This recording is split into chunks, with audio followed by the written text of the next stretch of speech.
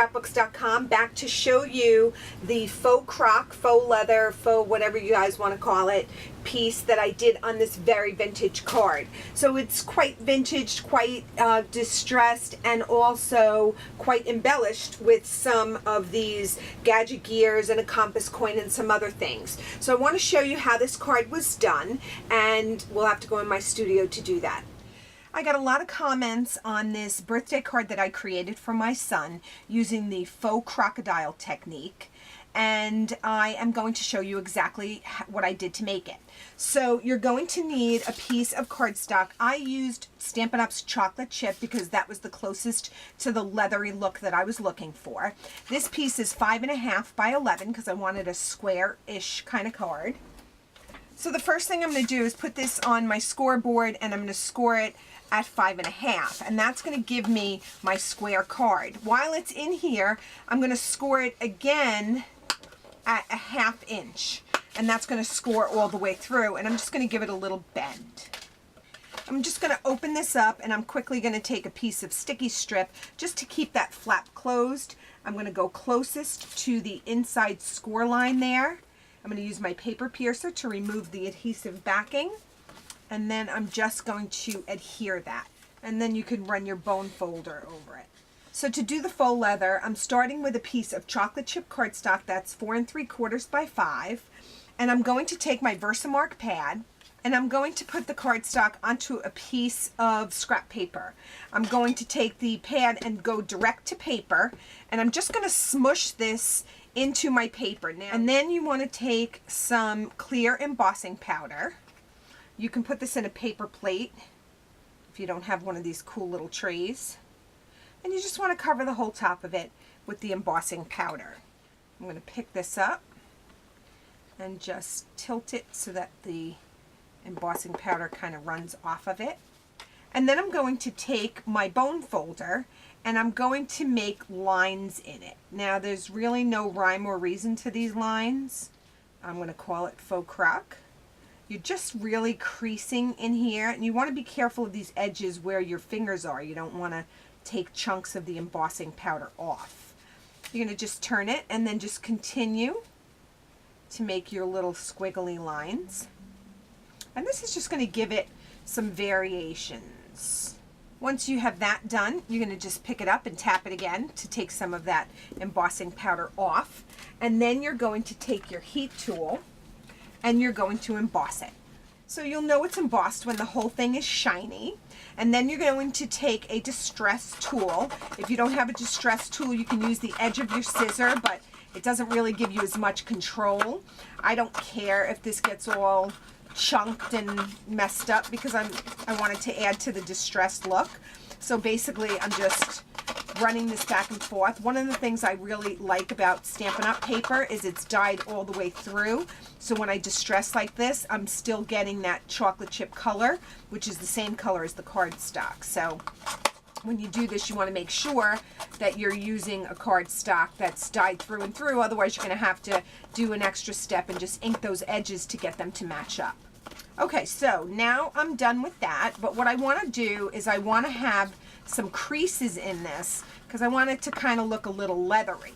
So while you're doing your cracks, you don't want to do it in a uniform pattern like you did these little squiggles. You want it to just be a little more random. So once it looks as aged as you like, that would be your starting point for your faux leather or faux croc or whatever you'd like to call it.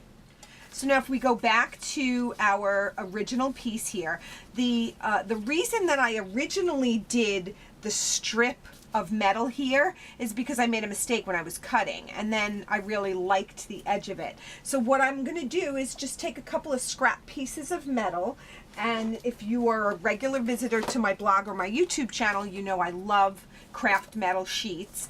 And I save all of my little pieces in a plastic container so that I can use them for instances like these. They do come in large 9 by 12 sheets, which are really cool for other types of projects. But for this one, I would like to just use my craft metal sheet in a strip. So I've gone ahead and cut two 1" by 5" pieces of the dark brown craft metal, and this is so dark it's almost black, but it's more matte, which I really love. And I'm going to be using an embossing folder for both of them. So to emboss craft metal, we're going to be using our multi-purpose platform fully open. You're going to put your cutting plate down, and then you're going to pick an embossing folder. I believe I used this one, which is called Airmail, and I'm going to line both of these pieces up in here. Just find two random spots. This has words though, so when you line up, you want to line up to the bottom here and make sure that the metal is straight. Once you have them lined up the way you'd like them, you're going to cover it with a cutting plate and run them through the Big Shot. When they come out, they're both going to be embossed with different patterns, so you can use whatever type of adhesive you want, and you're going to line that up with the bottom here, and then you're going to attach it. So this piece is eventually going to go on the top, but I want to add all my elements to it before I do that. While I have this out, I'm going to open this up, and I'm going to adhere this piece right here to the bottom. We're going to be using the natural trim ribbon from Stampin' Up, and I'm using a chocolate chip ink pad also from Stampin' Up. And I'm going to be using one of the blending tools from Tim Holtz. And I'm just going to swipe that on top of the ribbon so that I'm coloring it. Just kind of dirtying it up a little bit. I'm going to flip it over and do exactly the same thing. This happens to be exactly the right thickness for this. So what I'm going to do is I'm going to put this onto my card just to get the length, and then I'm going to cut it. I'm going to take a little piece of score tape, and I'm going to put that right here onto my card, and then I'm going to put another piece on this side. I'm going to center that ribbon back here, and then I am going to remove the adhesive backing, and I'm going to center this piece on here. Now I'm not putting this piece down quite yet. So I'm going to be using an Idea-ology buckle, and my favorite is brass, but I've already used both of my brass ones, so I don't have a brass one. I'm going to adhere this, and then I'm going to slide this in, and as if it were a belt, I'm going to poke a hole here, and then I'm going to pull this through that little buckle there. Okay? Now, this normally would be adhered through and through with a brad. So I'm going to take a brad, and I want to make sure that it's going to be the same color. So this is a tarnished gold. So I'm going to put this in here and then open it up. So it's really just a fake brad because it's not going to adhere anything to anything. I'm going to cut those brad legs off. Be careful when you do this because sometimes they go flying. And then what I like to do is just take a glue dot and put that underneath the brad so that it stays in place. I'm going to check my position here, and then I'm going to adhere it. Now I don't want to cover that, so I'm going to just cut my ribbon, and then I'm going to use my paper piercer to pull out some of these threads here so that it looks all shoddy and shabby at the end, and then it'll be see-through and I can see that beautiful buckle. So once I get that the way I want it, I'm going to cut off some of those little shabby edges. Next, we're going to cut a couple of cogs from the Gadget Gears. This is a Tim Holtz product, and I'm going to use chipboard to cut them out. So I have two of them here, and what I'm going to be doing with them is inking them up with either Rusty Hinge or Cajun Craze. So I'm going to just ink them up. I'm going to be embossing on top, so I don't have to do a great job of inking them up because we're going to be covering this up with some Distress embossing powder. Now I like to sponge the edges as well, and I want to do this before I put the embossing powder on it. Otherwise I get the little crystals in my ink pad. So I want to ink the edges with the chocolate chip. So I'm going to do that first before I emboss them, and you're going to do that to both pieces. Okay, so once you have them inked the way you'd like, you're going to be taking some Versamark ink, and you're going to just take that Versamark ink and you're going to push the gears into the ink just so that you get a decent coverage on the front there. Next, you're going to take distress powder. This is Vintage Photo Distress Embossing Powder. You're going to put down a little piece of scrap paper here and then just sprinkle that right on top. Once you have them fully covered, you're going to lift them up, tap them off. Once you have that done, you're going to go ahead and heat set the both of them. Now, once you've embossed these, you're going to notice that they have almost a shine to them. That's how you can tell that it's embossed. It's a little harder than with regular embossing powder because it just doesn't look the same. You're going to take your fingers and then just rub the relief crystals off of here, and that's what gives it its distress. You can see them all on this paper here. So it's not going to be a uniform coverage. It's just going to be distressed coverage, which is very cool and exactly what we want. Now, once you've embossed them and cut them down to size, you can just decide where you want them on your project. But for now, we're going to put those aside because I want to get a compass coin and put that right there on the top. Okay, so I'm going to be using a compass coin that is, again, that tarnished gold. And it's very important that we stay within the right colors here. And we're going to do the same with our gears. So I'm going to find those tarnished gold pieces that I'm going to be able to use on this project. And I'm going to pull a bunch of them out. I don't know if I'm going to use them all. We're going to get a little game spinner here and just find some of the gears that you may want to work with. I'm going to just check this to make sure that I have this going in the right direction. And I'm going to take my compass coin and put it up near the top. And I'm going to come through it with my paper piercer. And then I'm going to put the game spinner on top. And I'm going to match the color brad. And I'm going to go right through the top. And I'm going to secure it in the back. And that's why I don't want to adhere this, because you don't want your staples and your brads and backings, and you don't want anything to show behind.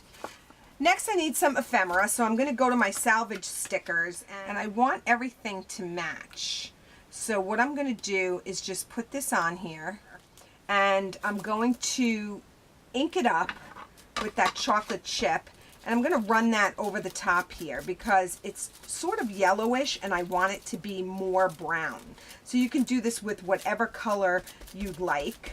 And you want to adhere this. I'm having trouble getting it to stick, so whenever you have trouble getting something to stick, your trusty glue dots work every single time.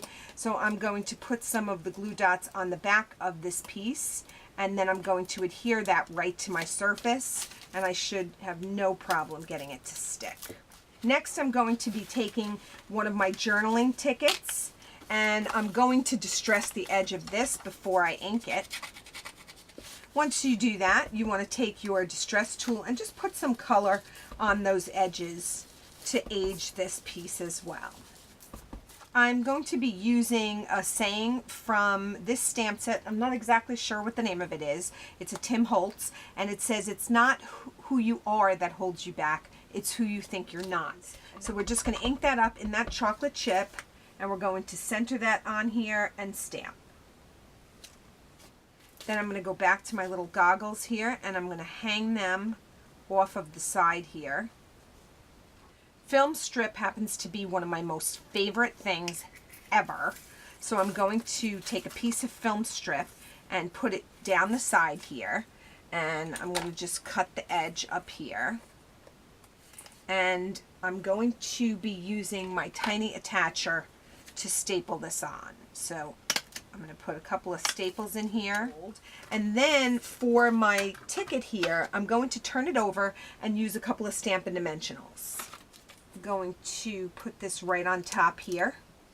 And then I'm going to get my cogs, and I'm going to use some glue dots to adhere this as well. So I'm going to get this lined up on here. And then I'm going to take this one and I'm going to adhere it right over the top, but I don't want to have adhesive sticking out the side. So I'm only going to put these glue dots on one side. And then I'm going to adhere that to my project. Next, I'm going to take an Idea-ology gear and I'm going to glue that right down to the top. You can use some crystal effects for that. That works really well. And then you want to put some sticky strip on the back here and then adhere it to the front. Okay, so once I have that on there, I'm going to line this up to the top. And and when I get it right on there, I'm going to adhere it.